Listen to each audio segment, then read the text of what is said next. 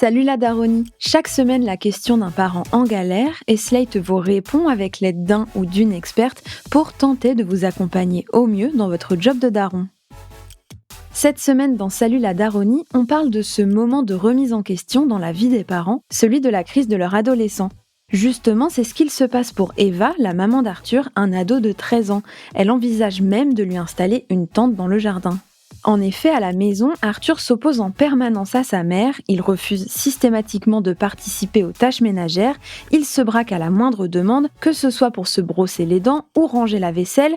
Eva raconte qu'il passe son temps à la provoquer en parlant très fort, en chantant des chansons à tue-tête et en ne disant jamais ni s'il te plaît ni merci. Ce n'est pas qu'Eva veut mettre son fils dehors, mais elle se demande si elle ne devrait pas essayer de trouver un compromis pour cet été. Elle envisage de créer un espace éphémère au fond de son jardin, un Teenland réservé à Arthur. Il y aurait tout le nécessaire pour qu'il soit presque autonome, avec quand même un accès à la maison régulé aux besoins d'hygiène.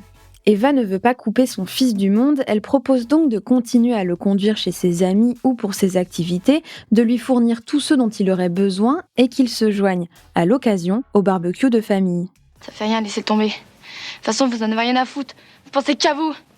Ça vous est bien égal de savoir si je suis heureuse ou malheureuse. Mais qu'est-ce qu'elle a ? 13 ans. Pour savoir si la création d'un Teenland pour un ado en pleine crise est une bonne idée, nous avons échangé avec Aline Nativel-Idamou, elle est psychologue clinicienne à Nanterre. Alors, moi, ça m'évoque vraiment une recherche d'indépendance, de pouvoir de la part de l'adolescent, de se différencier de ses adultes de référence, assez typique à l'adolescence. Alors, c'est vrai que certains parents peuvent le ressentir un peu plus fort, parce qu'il y a cette dynamique aussi de voir son enfant grandir. C'est s'il a 13 ans, mais en même temps, ça restera toujours mon petit bout d'amour. Mais bon, là, il est quand même en train de me montrer des choses de lui que je n'apprécie pas ou qui peuvent me décevoir, et ça que c'est difficile aussi à gérer en tant que parent. Mais pour l'adolescent, c'est aussi très difficile à gérer. Et qu'est-ce qu'on appelle crise d'adolescence ? C'est un bouleversement qui va être vécu d'une façon plus ou moins différente selon les ados, le contexte de vie, l'histoire de vie, l'environnement familial aussi. Mais c'est vraiment un bouleversement physiologique, hormonal, cognitif, émotionnel, psychologique, pas si évident que ça. Tous les ados n'ont pas les mêmes tempéraments, les mêmes personnalités et les mêmes soutiens autour d'eux. Donc il y en a quelques-uns qui sont très explosifs ou très démonstratifs. Ça, c'est en écho avec leur histoire, la relation à leur groupe de pairs aussi, les amis, les adultes qu'il y a autour d'eux. C'est un espèce de repli, l'adolescence. C'est-à-dire que j'ai besoin d'écoute, j'ai besoin que tu sois là tout en te repoussant. C'est ça qui est très difficile pour les adultes. Même s'ils sont agacés, il ne faut pas que les parents ignorent les émotions de leurs enfants et associent tout à une forme de crise d'ado.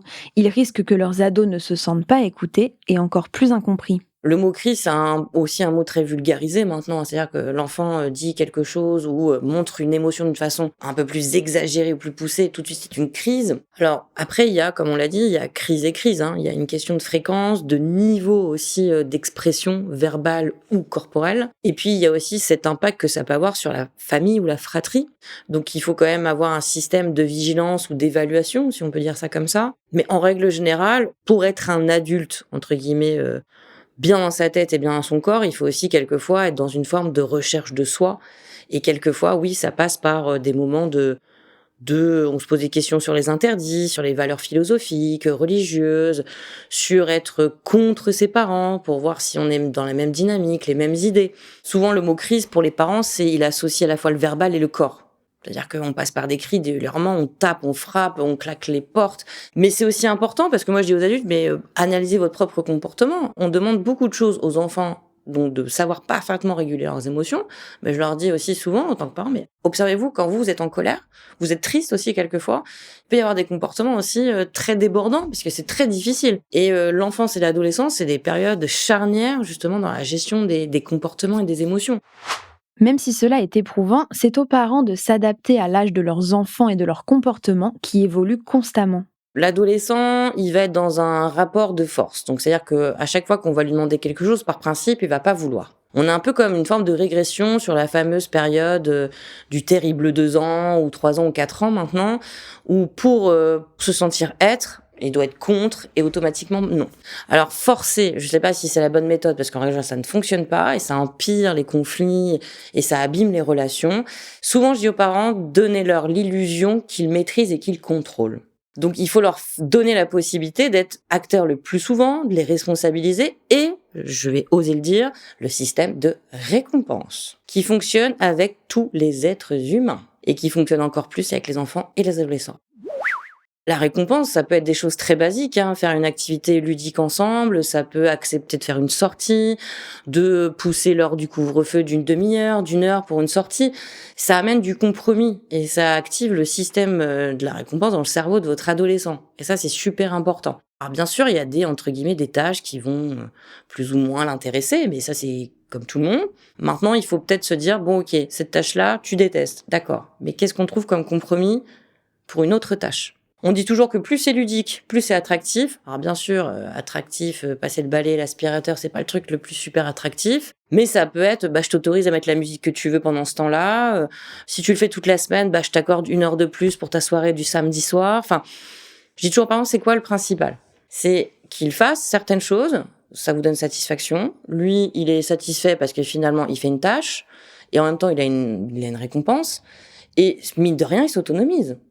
Si l'adulte se braque, l'ado se braque et personne n'y arrive. Un adolescent n'a pas toujours conscience des conséquences de ses actions.